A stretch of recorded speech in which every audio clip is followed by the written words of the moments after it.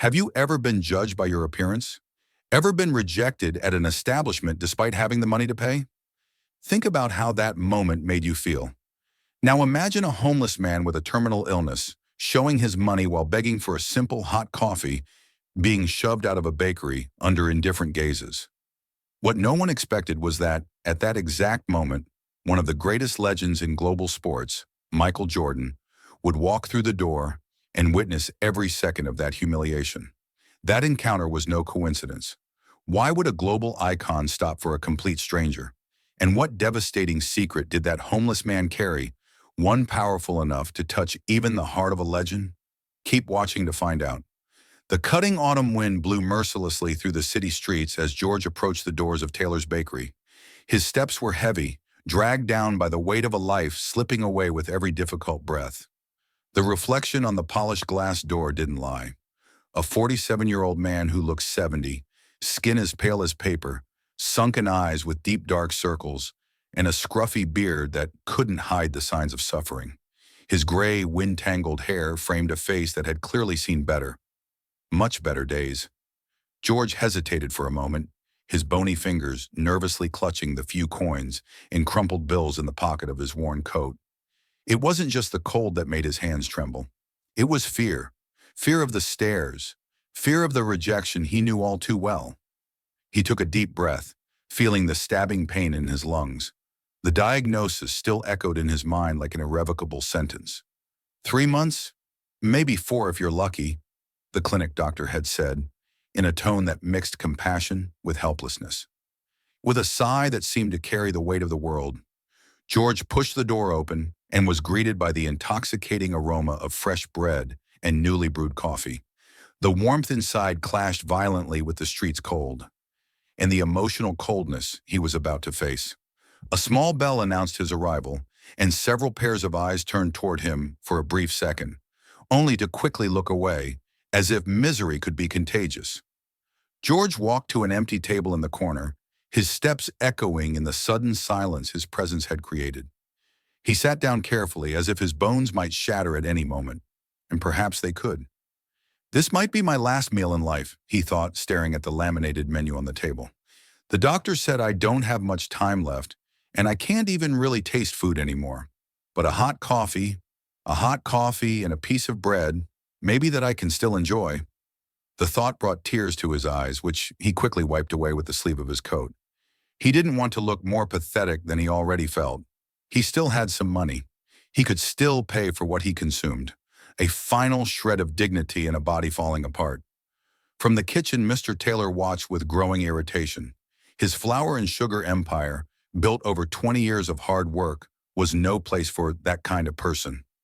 He had a reputation to maintain, upper-class customers who didn't want to share space with street scum. Straightening the crisp collar of his white shirt and adjusting his tie, he prepared for confrontation. Taylor's Bakery was known not only for its perfect croissants, but for its refined atmosphere.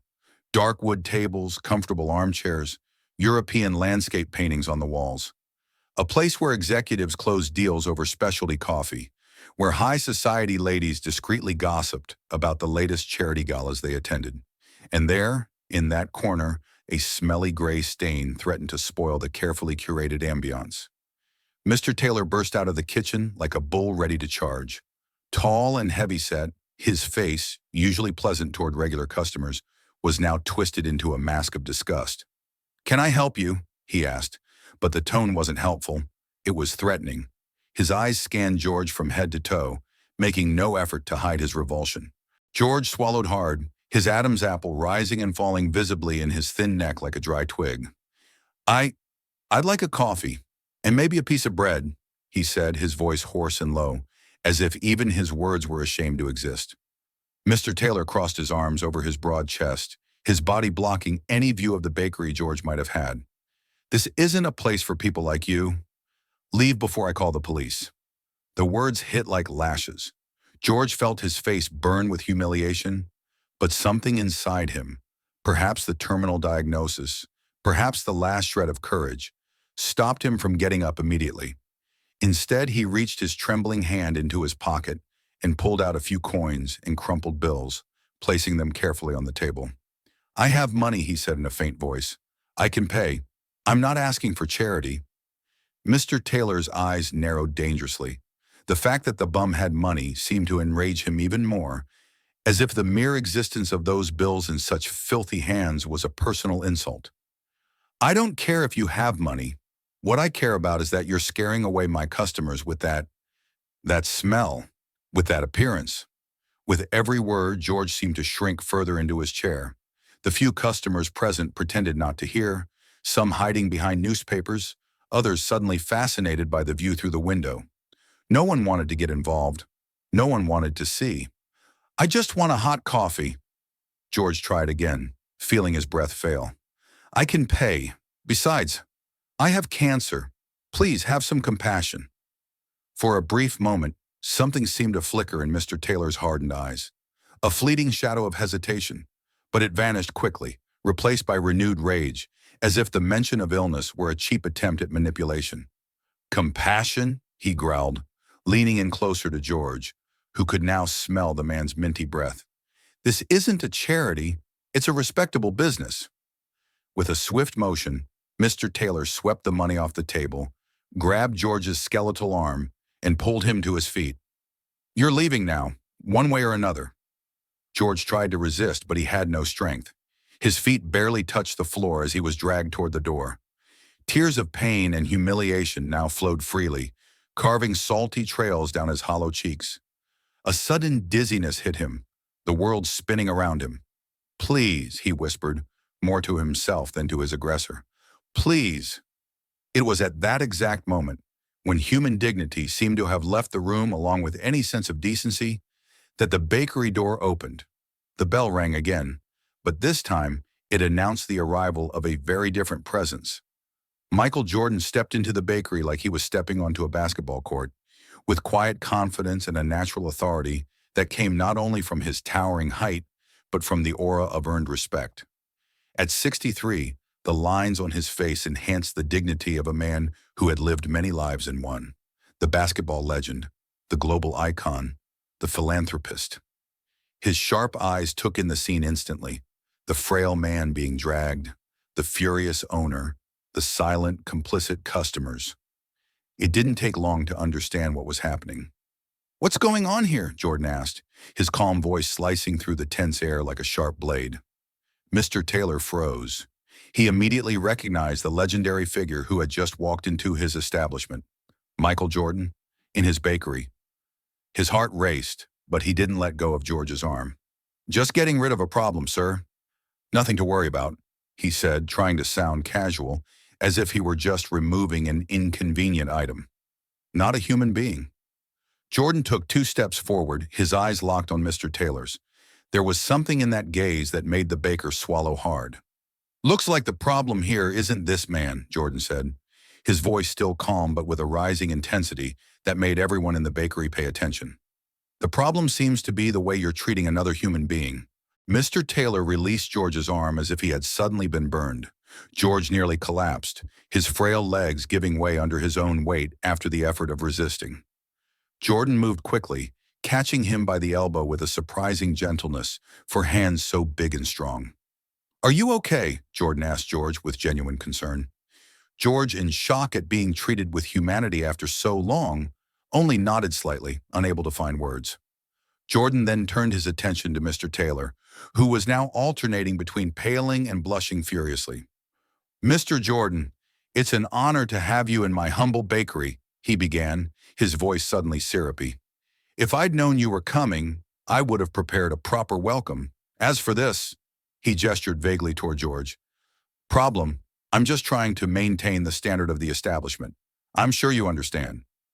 Mr. Taylor's forced smile met only the seriousness on Jordan's face. The basketball legend stepped closer, standing at his full imposing height, looking at the baker as one might look at something particularly unpleasant stuck to the sole of their shoe. "Is this how you treat a man who's still fighting to maintain his dignity?" Jordan asked, his voice low, but filled with an intensity that made Mr. Taylor take an involuntary step back. He's scaring the customers." The baker tried to justify himself, but his voice now trembled. "I have a business to run." The only one who seems uncomfortable here is you, Jordan countered, his eyes scanning the bakery, where everyone was now openly watching the confrontation. This man has money to pay. He has the right to be served like anyone else. Mr. Taylor opened and closed his mouth a few times, like a fish out of water, desperately searching for arguments. He's not the kind of customer we want to attract, he finally said, gesturing broadly toward George, as if his mere appearance were enough of an argument. Something changed in Jordan's gaze then. A shadow of deep disappointment, almost sadness, passed through his eyes. You see a rag? I see a human being, Jordan said, each word heavy as lead. Someone who smiled, cried, loved, dreamed. Someone who had a name before the world decided to call him a bum. The silence in the bakery was absolute now. Some customers had lowered their heads, ashamed of their own inaction. Others looked on with growing respect at the man who used his fame not to demand privilege, but to defend someone society had thrown away. Mr. Taylor opened his mouth to respond, but Jordan raised his hand, effectively silencing him. When you look at this man, Jordan continued, pointing to George, who stood beside him, staring at the floor, you only see what he doesn't have. Clean clothes, a fixed address, maybe even hygiene. But have you ever asked yourself what he has that you don't? Mr. Taylor blinked, confused. And what would that be? Courage, Jordan replied simply. The courage to walk in here knowing exactly how he'd be treated, but still trying to hold on to his humanity. The courage to face each day with less than the minimum any person deserves. George slowly lifted his eyes, meeting Jordan's for the first time. There was something there he hadn't seen in a long time. Respect. You know what I see when I look at you? Jordan asked Mr. Taylor, his voice now heavy with cutting disappointment. I see a man who has everything. A business, health, social respect, but who somehow lost the one thing that truly matters. The ability to see beyond appearances. Mr. Taylor seemed to have shrunk several inches. His face, once red with anger, was now pale. Jordan's words had struck something deep, a truth he didn't want to face. You don't understand, he muttered almost inaudibly. I have a business to run. And what kind of business thrives at the expense of human dignity? Jordan asked, his voice softer now, almost compassionate. What kind of success is built on the humiliation of others? A dense silence fell over the bakery, heavy as a shroud. No one moved, no one spoke. It was as if everyone were collectively holding their breath, involuntary witnesses to a moment that exposed uncomfortable truths about the society they lived in. It was George who finally broke the silence. With a voice that seemed to come from far away, fragile as glass but with unexpected dignity, he said, I just wanted a coffee, just a hot coffee before. He hesitated, unable to finish the sentence, looking down at his trembling hands. Jordan looked at him, understanding more than George had said aloud. There was a shared understanding there, a perception of life's fragility that transcended social status or fame. What's your name? Jordan asked gently. George, he replied, almost surprised to remember. It had been so long since anyone had asked his name that for a brief moment he feared he had forgotten it. George, Jordan repeated, as if engraving the name in memory. Well, George, today you're not just getting a coffee. You're going to be treated like the human being you are. Then Jordan turned to Mr. Taylor, who looked like he'd aged 10 years in the last few minutes. How much is your best coffee and your best sandwich? No, better yet, how much for your best full breakfast? Mr. Taylor mumbled an amount, still unable to meet Jordan's eyes. Jordan took his wallet from his pocket, pulled out several bills, far more than the amount mentioned, and placed them on the counter. This should cover breakfast for George, and maybe help pay for a lesson in humanity for you. The other customers watched, some with admiration, others with shame for not having stepped in themselves. An elderly lady even clapped quietly. Mr. Taylor looked at the money, then at Jordan, then at George. Something in his face shifted subtly. It wasn't exactly regret, at least not yet, but a crack in the wall of prejudice, an opening to the possibility that maybe, just maybe, he had been wrong. I'll prepare the best breakfast in the house, he finally said, his voice surprisingly soft. Jordan nodded but didn't smile. It's not for me. It's for George. and I'll be staying right here to make sure he's treated like any other customer of yours would be." George looked at the scene with an expression of disbelief on his gaunt face. In a matter of minutes, his life had changed in a way he could never have predicted. Someone was standing up for him. Someone was treating him like a person, and not just anyone. Michael Jordan, a man he had only seen on television, back when he still had a place to call home. A solitary tear rolled down George's cheek, falling silently onto the bakery floor. It wasn't a tear of sadness or humiliation, like so many he had shed in recent years. It was a tear of gratitude, of awe, of an emotion so deep it had no name. Mr. Taylor disappeared into the kitchen, visibly shaken. The other customers gradually returned to their conversations and meals, but the atmosphere had shifted. There was a shared awareness in the air, a tangible sense that something important had just happened. Jordan turned to George, who still seemed to be in shock. "Come on, sit down," he said, guiding the frail man to a table. Not the one in the corner where George had tried to hide, but a table in the center, in plain view of everyone, as if to say, "This man belongs here just as much as any of us." George sat down carefully, still not quite believing what was happening. His hands trembled even more now, not from fear but from emotion. "I don't know how to thank you," he began, but his voice gave out. Jordan sat across from him, his eyes level with George's. "You don't need to thank me. You just need to remember that you matter. It doesn't matter what happened. It doesn't matter where you are now. Your humanity is untouchable." George's eyes welled up again. "It's been so long since someone treated me like this. Like a person." "That's what you are," Jordan said simply. "A person, with a story, with feelings, with dignity." A young waitress approached the table timidly, carrying 2 steaming cups of coffee. She placed one in front of George and the other in front of Jordan. "Mr. Taylor asked me to let you know that a full breakfast will be ready in a few minutes," she said, offering George a small smile. "And he said it's on the house." Jordan nodded, a faint smile finally softening his serious features. "Thank you." The waitress walked away, and George stared at the coffee in front of him as if it were the most precious object in the world. With trembling hands, he lifted the cup and took a small sip. The warmth of the liquid spread through his fragile body, but it was another kind of warmth, the kind that comes from dignity restored, even if only for a moment, that truly warmed him inside. Several customers, moved by Jordan's example, now looked at George not with disgust or indifference, but with a new kind of recognition. An elderly man even gave him a discreet nod, a simple gesture acknowledging his humanity. Mr. Taylor reappeared a few minutes later, personally carrying a plate overflowing with food: eggs, bacon, toast, fresh fruit. He set it down in front of George with a care that bordered on reverence. "I hope you enjoy it," he said, his voice low, almost a whisper. There was something different in his eyes now, something that might have been the beginning of regret. George looked at the plate, then at Mr. Taylor, then at Jordan. His chin quivered with suppressed emotion. "Thank you," he managed to say at last. Mr. Taylor hesitated, as if he wanted to say more, but he simply gave a brief nod before walking away. The bakery was enveloped in a respectful silence as George ate slowly, savoring each bite as if it were his last. And perhaps, in more ways than one, it was. Jordan remained seated across from him, occasionally sipping his own coffee, watching with an expression that mixed compassion and quiet resolve. The aroma of hot coffee and fresh eggs made George's stomach growl audibly. He closed his eyes for a moment, breathing in a scent he hadn't smelled up close in a long time.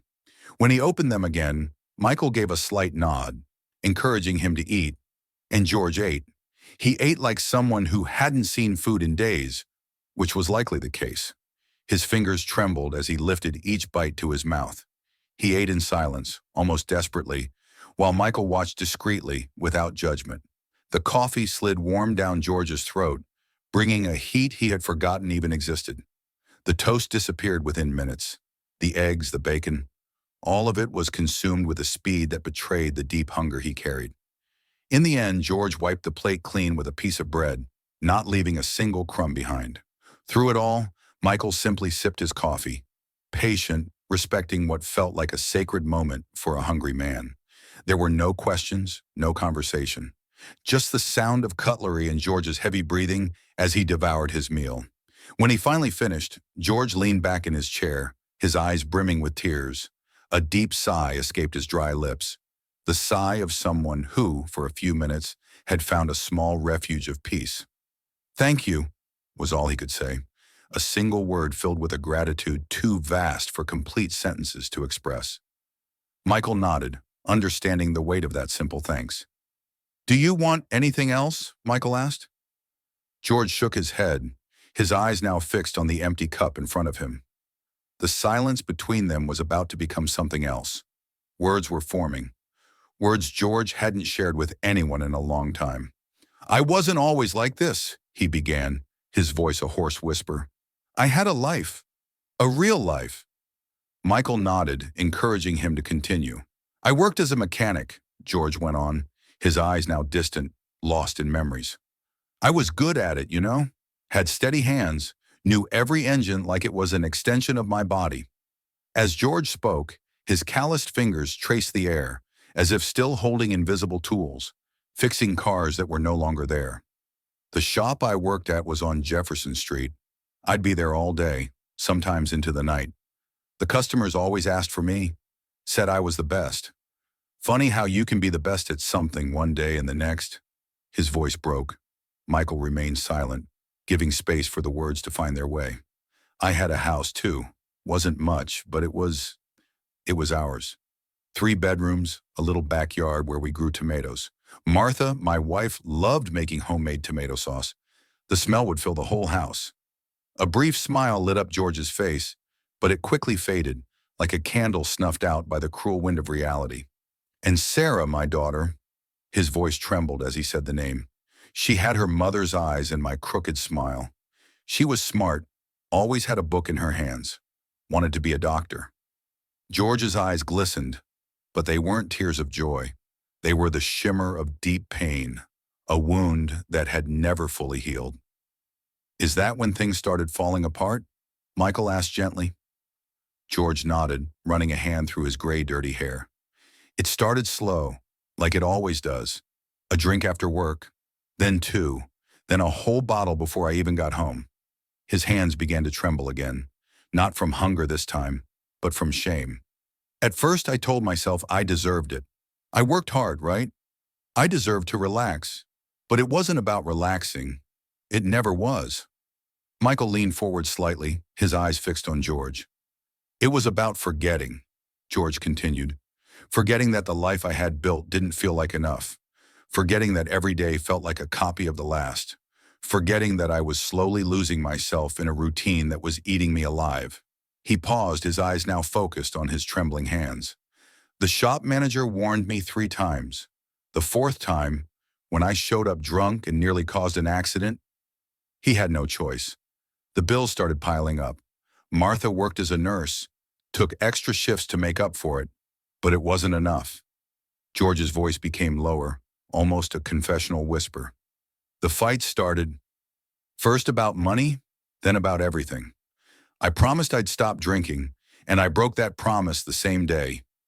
Every broken promise was like a brick falling out of our home. Until one day, there was nothing left." Michael watched in silence, seeing the man before him relive every moment of his downfall. "Martha held on longer than she should have.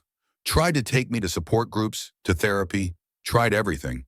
But I just sank deeper. When she finally decided to leave, I couldn't blame her." George swallowed hard, his eyes now welling up. "Sarah was 12. She stood in the doorway, watching me pack their things. She didn't say a word, just looked at me with those eyes. Those eyes that couldn't understand why the father she loved had become a stranger." A tear escaped, slowly sliding down George's wrinkled face. "The last thing she said to me was, 'Dad, please stop drinking. Please come with us.' And you know what I did?" Michael stayed quiet, honoring the weight of the confession. "I said I would. Said I'd quit drinking and meet them in a week. And then, the moment Martha's car turned the corner, I opened a bottle." The silence in the bakery seemed to amplify every word. Some customers pretended not to hear, but it was impossible not to be touched by such a raw story of personal ruin. "I lost the house 3 months later. Couldn't pay rent anymore. Sold almost everything I had. What I didn't sell got stolen on nights I passed out in alleyways. I tried to find work, but who would hire a shaky drunk who couldn't even hold a screwdriver? Michael signaled to the waitress, asking for more coffee. George accepted the full cup gratefully, his eyes red and tired. The years passed in a blur, shelter to shelter, sidewalk to sidewalk. Sometimes I earned a few coins washing cars or carrying boxes. Never enough to rebuild, just enough to survive, and to buy more booze. He paused, taking a sip of the hot coffee. You know what's the worst thing about hitting rock bottom? It's realizing you can still dig deeper. Michael nodded, his eyes reflecting understanding. I tried to find them a few times, found out they'd moved to another state. Martha remarried to a dentist. Sarah went to college. A sad smile crossed George's face. I was happy for them, truly. They deserved better than what I could give. But that didn't stop the emptiness from growing inside me. The emptiness that drinking couldn't fill anymore. George took a deep breath, the air entering his lungs with effort. It's been 2 years since I had a drink. Not a single drop. Michael raised his eyebrows, surprised by the revelation. It happened after I spent a night in the hospital. Hypothermia, they said. I was lying in the snow unconscious. If a student hadn't found me, I would have died right there. When I woke up, I looked at the hospital ceiling and thought, this is it. You're going to die like this, George. Alone, drunk, with no one to hold your hand at the end. His eyes now carried a fragile, yet unmistakable resolve. It wasn't easy. The first months were hell. I shook so bad I thought I'd fall apart. But I made it, day by day, hour by hour. Michael gave a small smile, a gesture of genuine respect. That's quite an achievement, he said. George shook his head as if downplaying the feat. An achievement that came too late. The life I destroyed, it's not coming back. And even sober, I'm still what you see. An old man with no home, no family, no future. His rough fingers circled the rim of the cup. The worst part isn't sleeping on the streets or going hungry. The worst part is when people look through you like you're invisible, or when they look at you with disgust, like that man over there, he said, subtly pointing at Mr. Taylor, who was still watching from a distance. Tears now flowed freely down George's weathered face, leaving trails through the accumulated grime. I lost everything, and even when I try to hold on to some dignity, they still treat me like garbage. His voice broke completely then, decades of pain and regret pouring through a confession so simple, yet devastating. Michael reached out and touched George's arm, a simple gesture, but one that carried the weight of recognition, of human worth. You deserve more, said Michael, his voice firm yet gentle. Everyone deserves more. George looked at Michael's hand on his arm. How long had it been since someone had touched him without pushing him away? It's not too late, George, Michael continued. It's never too late to start over. At this age? At this point? George shook his head, skeptical. Some bridges once burned can't be rebuilt. Maybe not the same way, Michael replied. But there's always another way to cross the river. George gave a sad smile, admiring the man's optimism. You know what hurts the most? He asked, his voice barely a whisper. Not knowing if Sarah still thinks of me, if she remembers the father I was, before everything fell apart. Michael stayed silent, just listening. I keep a photo of her, George continued, digging through one of the inside pockets of his worn coat. The only thing I never sold or lost. He pulled out a folded worn photograph, protected by an improvised plastic sleeve made from a grocery bag. With almost reverent care, he opened it on the table. A girl of about 10 smiled at the camera, her brown hair in a side braid, her eyes bright with childhood joy. Beside her, a younger man, George himself, almost unrecognizable. Clean, shaved, with a smile radiating fatherly pride. It was on her birthday, George explained, his voice choked with emotion. We had just given her a red bicycle. She loved that bike. Michael looked at the photo, seeing not just the faded image, but the chasm between the man George had once been and the one sitting before him now. Family is important, Michael said after a few moments. More important than anything. George nodded, carefully tucking the photo back into its safe hiding spot near his heart. That's why I never tried to find them again, he said. They built a new life, a better one, without the shadow of my failure hanging over them. A fit of coughing interrupted his words, a dry, deep cough that shook his frail body. Michael offered a glass of water, which George accepted gratefully. Are you okay? Michael asked, concern clear in his voice. George drank the water slowly, trying to calm the cough that felt like it was tearing through his chest. Actually, he said when he could finally speak, his voice raspier than before, there's one more thing I need to tell you.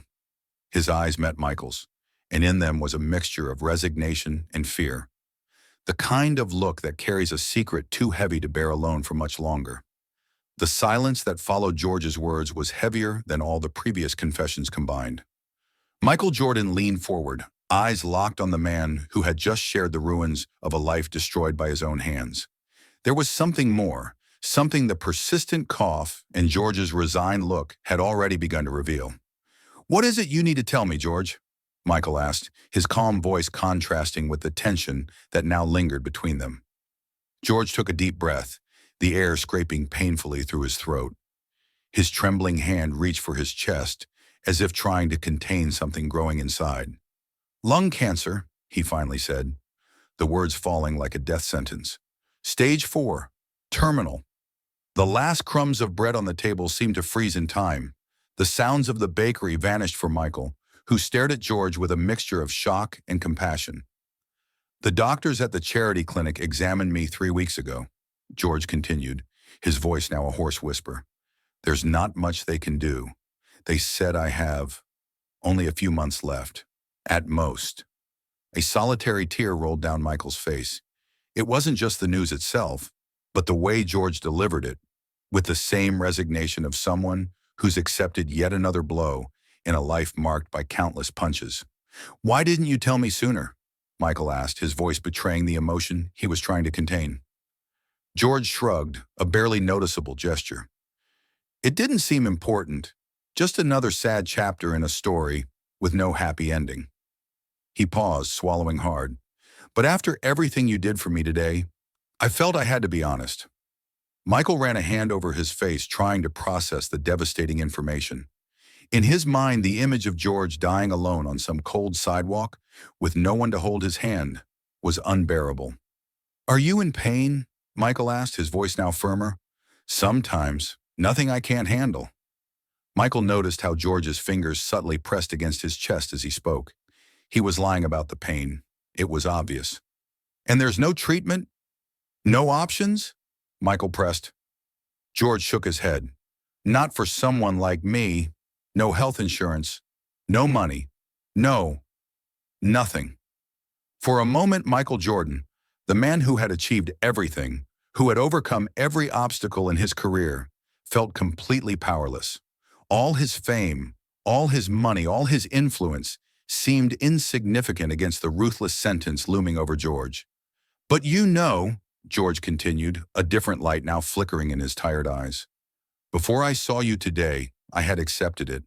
Accepted that I'd die alone. That it was the price to pay for my mistakes. He paused, running his fingers over the photograph, still visible in his coat pocket. But now I have one last wish. His words came out broken by the emotion he was trying to contain. Before I leave this world, I just want to see my family one more time, ask for forgiveness, tell them I never stopped loving them. Seeing Martha and Sarah would be my greatest joy. The impact of those words hit Michael like a bolt of lightning.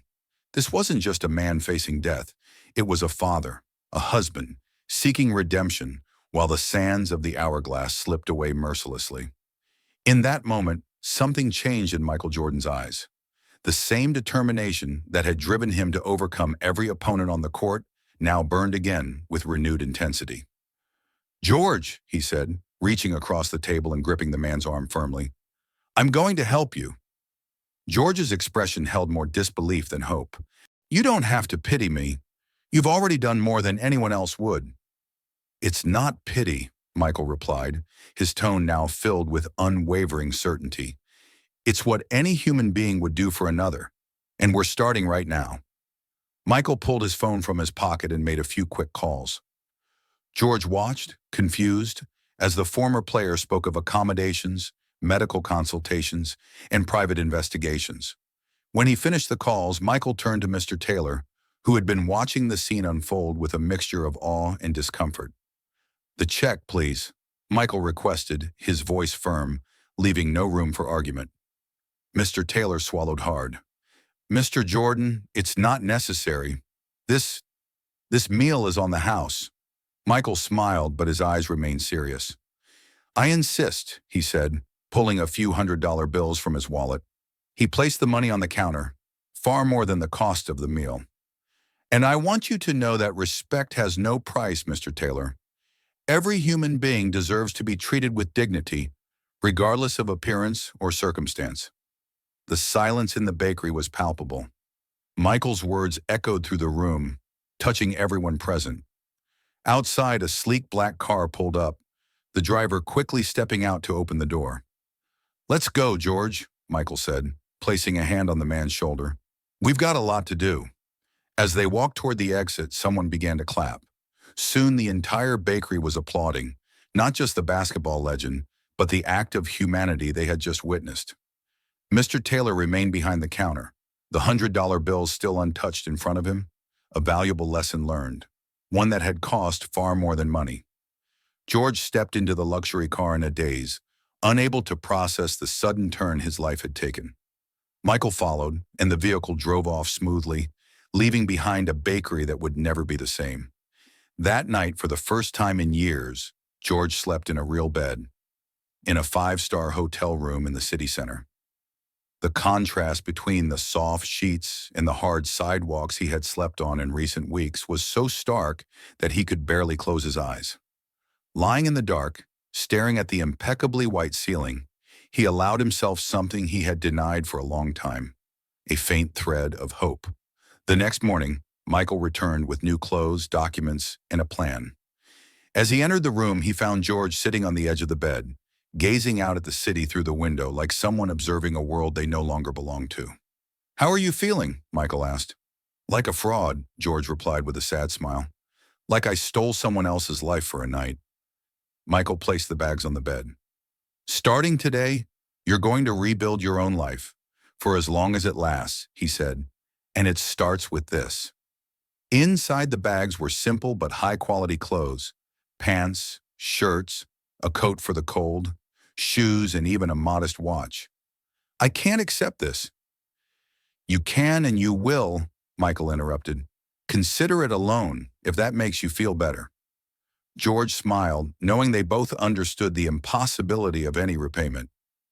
"And there's more," Michael continued, handing over a set of keys and a document. "I rented a small apartment for you. Nothing fancy, but it's clean, safe, and close to the medical center, where you'll have your appointments." George's eyes filled with tears. "Why?" he asked, his voice barely audible. "Why do all this for a stranger?" Michael sat beside him on the bed, the two men now side by side, looking at the city through the window. "Because no one is truly a stranger, George. We're all part of the same journey. Some are luckier along the way, others face more storms. But in the end, we all need a hand to lean on when we fall." A few hours later, Michael dropped George off at his new apartment, a small but cozy place with a living room, a bedroom, a bathroom, and a kitchen. It was simple, but compared to the streets, it felt like a palace. "Get some rest," Michael said before leaving. "I'll pick you up early tomorrow. We have a long list of appointments." The following days were an emotional roller coaster for George. First, a full battery of tests at the best hospital in the city. Doctors who normally treated only the elite now examined every inch of his body, weakened by life on the streets and by illness. The confirmation came with no surprise: advanced stage lung cancer, with metastases in adjacent areas.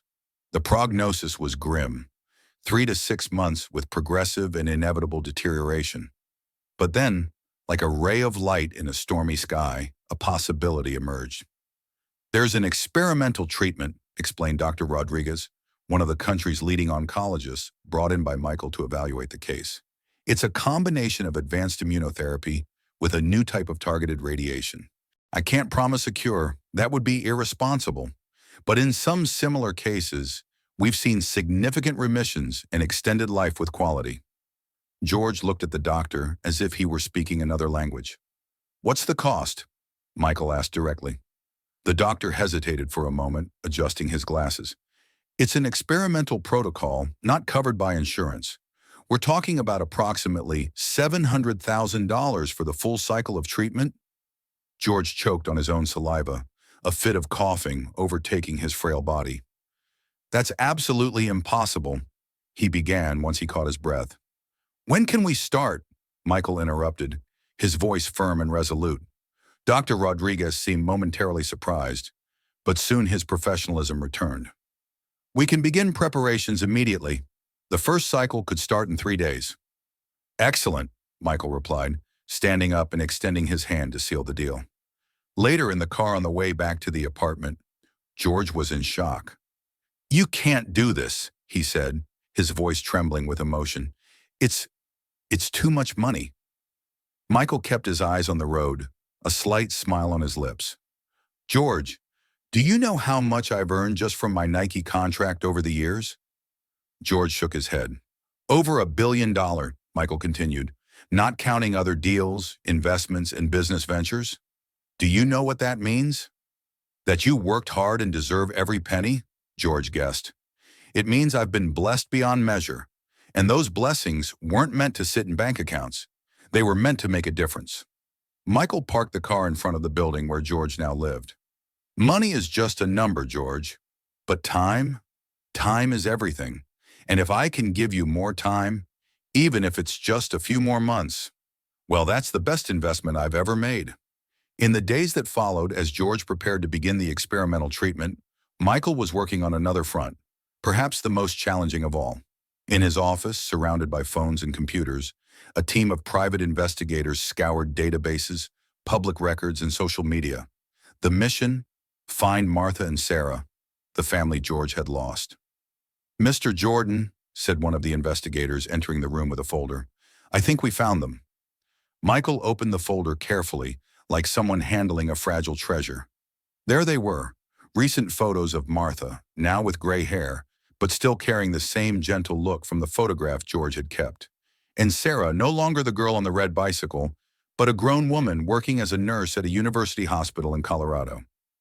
"Are you absolutely sure it's them?" Michael asked. "Absolutely sure.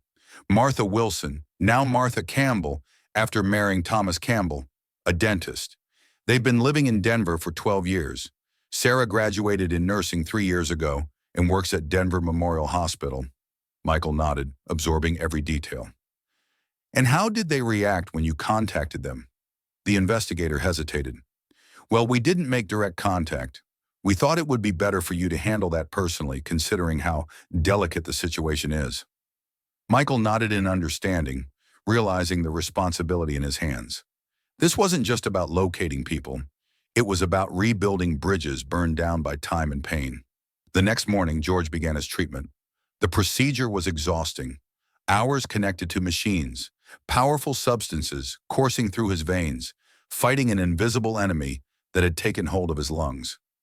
Michael was there, sitting beside him throughout the entire first session, holding his hand when the pain became nearly unbearable, telling stories of his victories on the court, not to brag, but to distract George from the side effects that had already begun to show. "You know what I'm thinking?" George said at one point, his voice weak. "What?" "That maybe I don't deserve all of this." Michael squeezed his hand tighter. "This isn't about deserving, George. If we only got what we deserved in this life, well, we'd probably all be in trouble." After the first week of treatment, the side effects hit George full force. He lost the few strands of hair he still had, his skin took on an even more pale tone, and his already thin body seemed to wither more each day. But something unexpected also happened. A small flame of hope began to grow in his chest. It wasn't just the treatment itself, but everything surrounding him now: a roof over his head, regular meals, the care of doctors and nurses, and above all, the unexpected friendship of Michael Jordan. During the nights when the pain wouldn't let him sleep, George would look out the window of his small apartment and allow himself to dream. Dream of a few more years of life, dream of redemption, dream of the impossible, reuniting with his family. What he didn't know was that, While he fought cancer, Michael was fighting his own battle. A battle of words, of persuasion, of rebuilding trust. In the third week after treatment began, Michael took a quick trip to Denver. Sitting in a cafe near the hospital where Sarah worked, he waited nervously. It wasn't common for Michael Jordan to feel nervous. He had faced the most crucial moments of championship games with the calm of a monk. But now his hands were sweating. The cafe door opened and two women walked in. The older one, with brown hair streaked with gray, had a cautious look in her eyes. The younger, with features that faintly resembled George's face, seemed a mix of curiosity and apprehension. Michael stood up, gesturing toward the table. "Mrs. Campbell, Miss Wilson, thank you for coming." Martha Campbell, formerly Martha Wilson, sat stiffly, her hands clutching her purse as if searching for strength in it. "Mr. Jordan, with all due respect, I still don't understand why someone like you would be interested in meeting us, and what this has to do with George." The way she pronounced her ex-husband's name carried decades of pain. Sarah, seated next to her mother, kept her eyes down, studying the table as if it held something of great interest.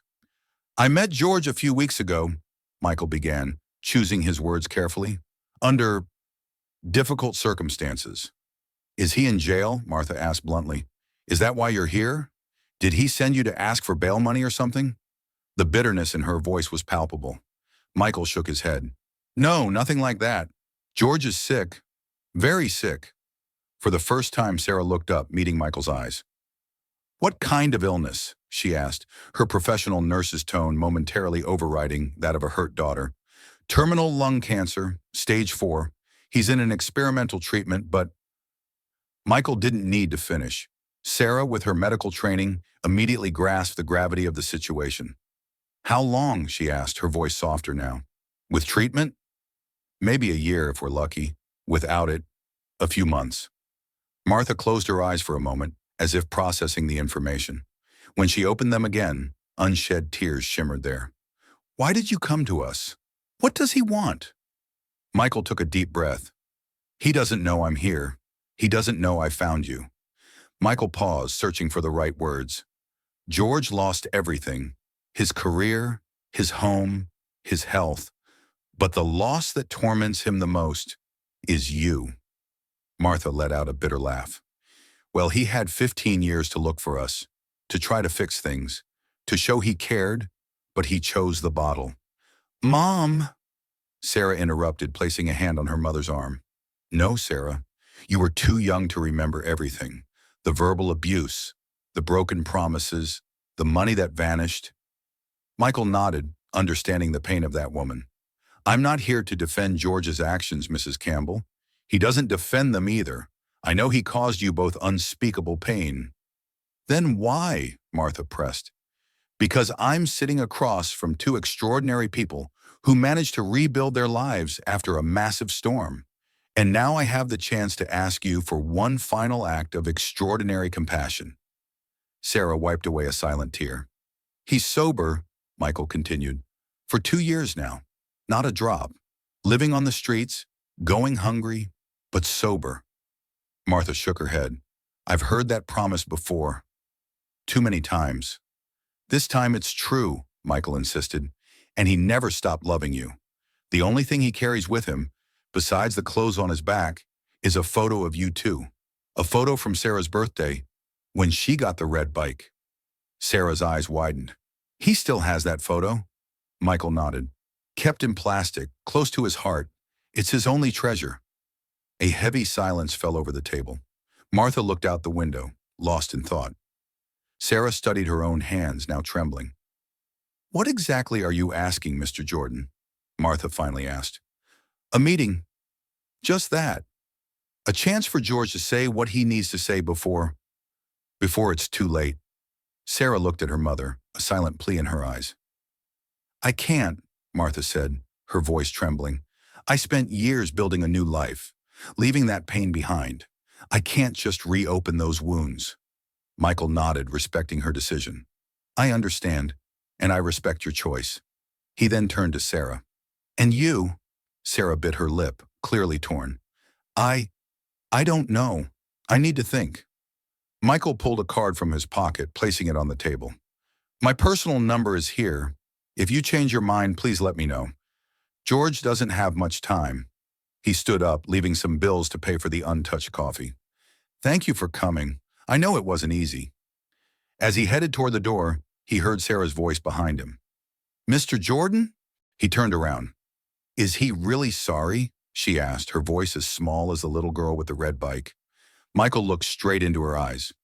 More than sorry, Sarah. He's at peace with the fact that he destroyed his own life. What haunts him is the thought that he destroyed yours too. Sarah slowly nodded, absorbing those words.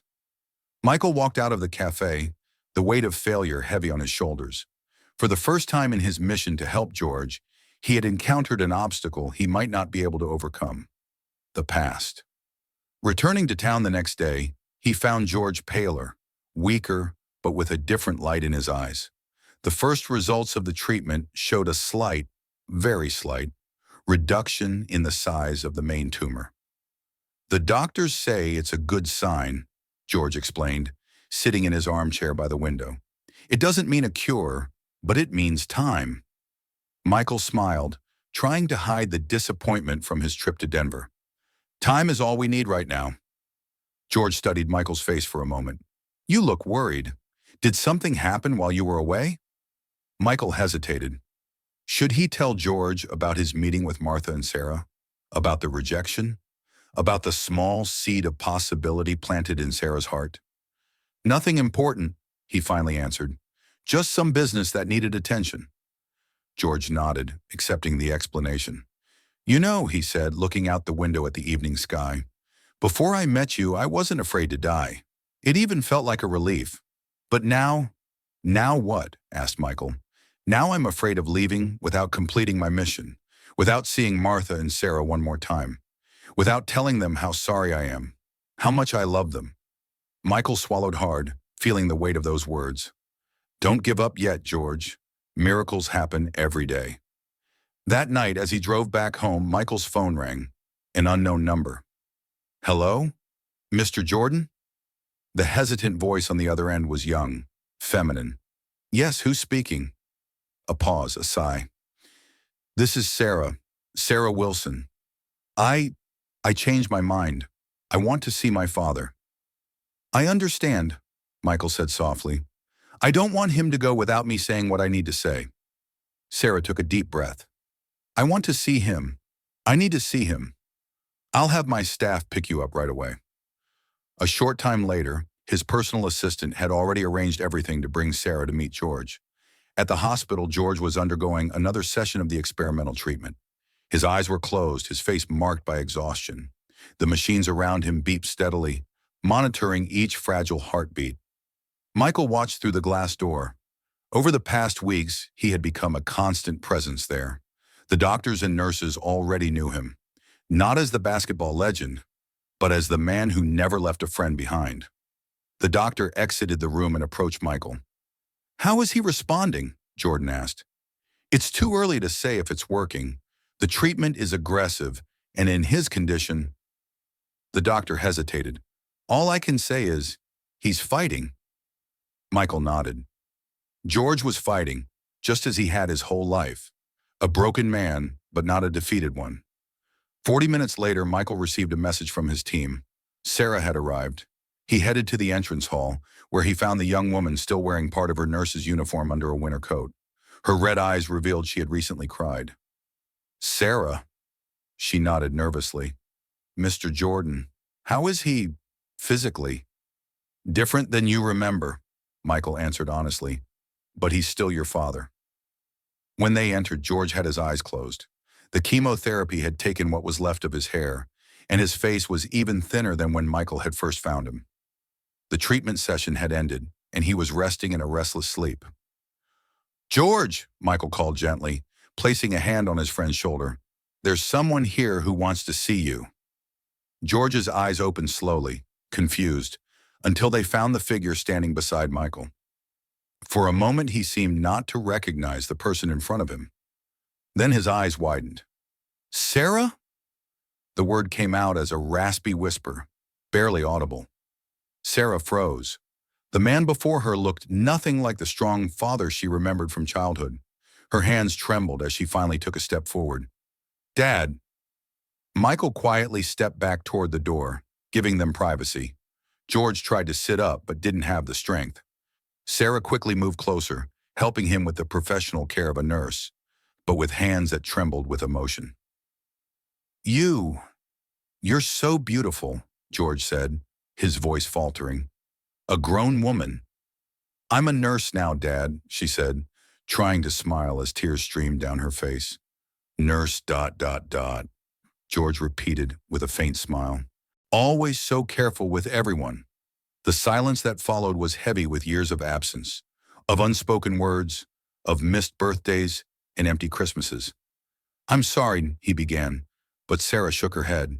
"Not now," she whispered. "Right now I just want to be here." She leaned forward and, hesitant at first, embraced her father gently, careful not to hurt his fragile body. George closed his eyes, soaking in a moment he never believed he would live again. "I love you, Dad," Sarah said, the words coming out between sobs. "Despite everything, I never stopped loving you." George couldn't respond. Tears ran down his face as he held his daughter's hand like it was his only tether to life. At that moment, the door opened again. Michael entered first, followed by Martha. George looked beyond Sarah and saw her standing at the door. His eyes immediately noticed the gold ring on her left hand, a silent reminder that life had gone on without him. "Martha?" The name came out like a prayer. Martha hesitated at the entrance, as if gathering courage. Sarah turned to her mother, still holding her father's hand. Michael Jordan gently touched Martha's shoulder. "I'll give you some privacy," he said, preparing to leave. "No," Martha finally spoke. "Please stay. If it weren't for you—" She didn't finish the sentence, but the meaning was clear. If it weren't for Michael, they would never have had this last chance. Martha walked closer to the bed, each step weighed down with memories, some joyful, others too painful to revisit. "Hello, George," she said softly. "You look beautiful," he replied, his voice barely audible. A heavy silence filled the room. Years of hurt, disappointment, and pain condensed into a single moment. "Looks like you got remarried," George said, looking at the ring. Martha nodded. "5 years ago. He's a good man, George. A history teacher." "I'm glad," George said. And what was most surprising was that he truly meant it. "You deserve to be happy." Martha looked at Sarah, still holding her father's hand, then at George, the man who had once been the center of her world. "George, she began, but the words felt inadequate. "You don't need to say anything," he interrupted. "I'm the one who needs to speak." George tried to sit up again, and this time Sarah and Martha helped him, one on each side of the bed. "Look at me," he said, his voice slightly stronger. "I'm dying and it's given me clarity. For the first time in many years, I see things as they truly are." He took a deep breath, each movement of his chest visibly strained. "I ask you to forgive me. I want to die in peace." His voice faltered. "I just wanted to say that you've always been my life, even when I was too lost to see it." Martha was the first to move.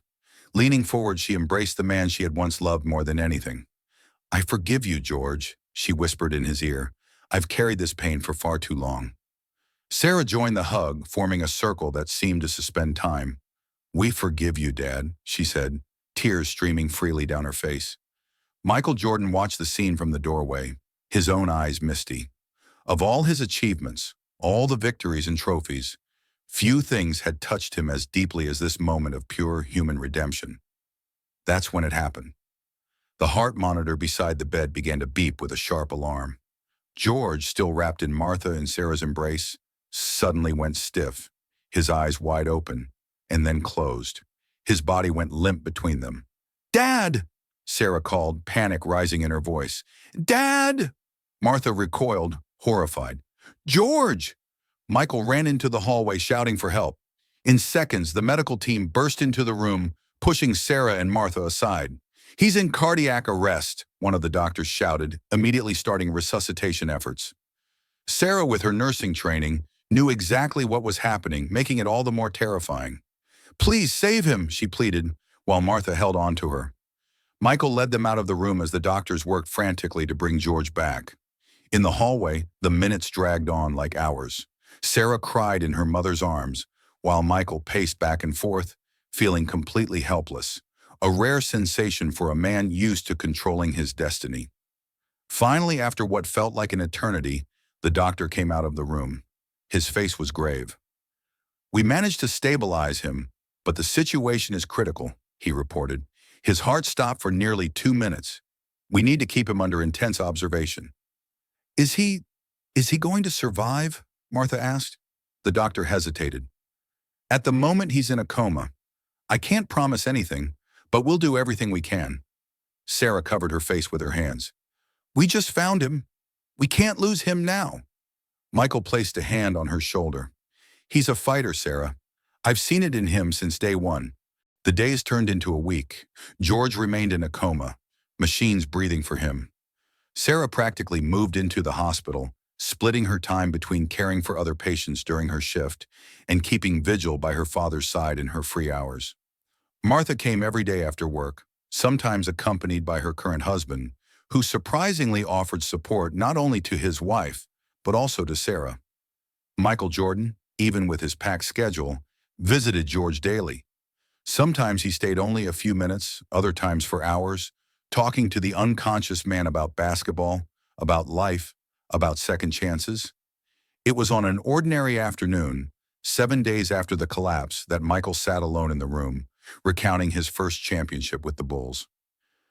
"And nobody believed we could do it, but I always knew," he said, seated beside the bed. "Sometimes you've got to believe when no one else does." It was then he noticed a subtle movement. George's fingers twitched slightly. Michael leaned forward, barely daring to breathe. "George!" George's eyes fluttered, struggling to open. When he finally managed, his gaze was unfocused, confused. "Me, Michael?" The word came out as little more than a whisper. Michael pressed the emergency button and held George's hand. "I'm here, my friend. You're back." Doctors rushed into the room, surprised and cautiously optimistic about George's awakening. Sarah, who had been downstairs having coffee, was called up immediately. When she ran into the room and saw her father's eyes open, a sob of relief escaped her throat. "Dad!" George slowly turned his head toward his daughter's voice, a faint smile forming on his dry lips. "My girl." The days that followed were marked by slow but steady progress. George began breathing on his own again. His voice, still weak, gained strength with each passing day. Sarah adjusted her schedule to be by his side at the hospital, and Martha came whenever she could. Michael ensured George had access to the best doctors and continued the experimental treatment. What began as an act of compassion had now become a personal mission, seeing George recover. 3 months passed. Winter gave way to spring, and then came the day of the new tests, the moment of truth. George sat nervously on his hospital bed. Sarah held one of his hands, Martha the other. Michael stood by the window. The doctor entered with a folder in his hands and a smile he tried to hide. "Well, George, I have some news," Emily said, opening the folder. "The experimental treatment—" He paused dramatically. "It's working better than we expected." Sarah squeezed her father's hand. "What does that mean, doctor?" "It means the cancer has drastically regressed. There's been almost an 80% reduction in tumor size." The room fell silent for a moment, as if no one dared to believe it. I'm cured?" George asked, his voice nearly a whisper. "We can't use that word yet," the doctor replied cautiously. "But I can confidently say you're not dying anytime soon, George. Not if this treatment has anything to say about it." George looked at Sarah, then at Martha, and finally at Michael. Tears streamed freely down his face. "I'm not going to die," he repeated as if testing the words. Sarah threw herself into her father's arms, sobbing with joy. Martha joined the embrace, laughing and crying at the same time. Michael Jordan watched the scene, a wide smile on his usually composed face. He had won championships, broken records, built an empire, but nothing compared to the feeling of seeing a family restored, a life saved. 2 months later, in a city park, George walked slowly, still leaning on a cane. The afternoon sun lit up his face, bringing color to cheeks once pale. Sarah walked beside him, her arm linked with his. A bit ahead, Martha played frisbee with her current husband, laughing like a teenager. "I still can't believe we're all here," said George, watching the scene. "It's strange, isn't it?" Sarah replied. "How life turns around."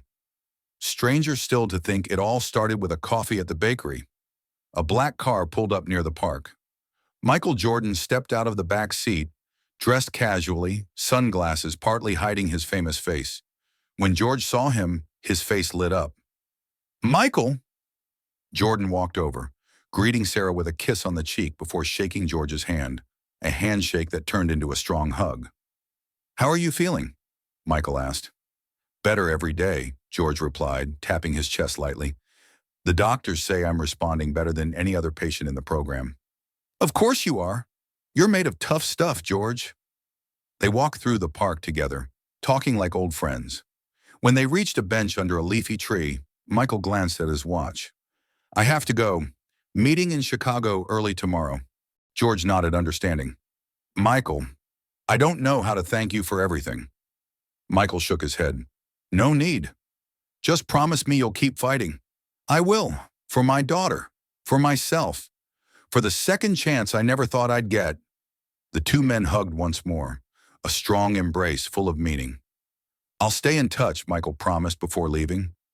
George watched him walk away, then turned his gaze to Sarah, who had now joined her mother and stepfather in the frisbee game. She waved at him, a radiant smile on her face. George accepted her silent invitation and began walking toward them, his steps steadier than they had been in years. The afternoon sun cast long shadows across the park, marking the end of another day. A day George Miller never expected to live. A day of grace. George had entered that bakery a broken man, but he walked out with someone who saw his worth. Sometimes all we need is someone to believe. If this story moved you, don't forget to like, subscribe to the channel, and turn on the notification bell so you won't miss more inspiring stories like this. Comment below what you thought of Michael Jordan's gesture in helping the homeless George. Your support makes all the difference.